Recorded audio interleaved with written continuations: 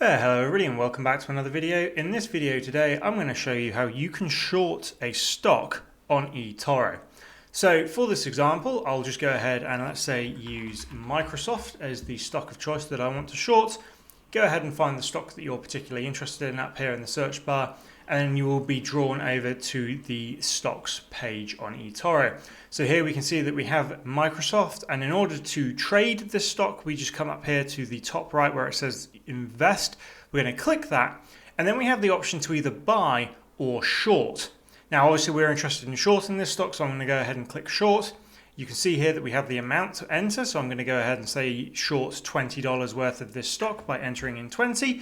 I have the option to either set a stop loss or take profit, depending if I want those in there. I'm going to leave them as they are for now.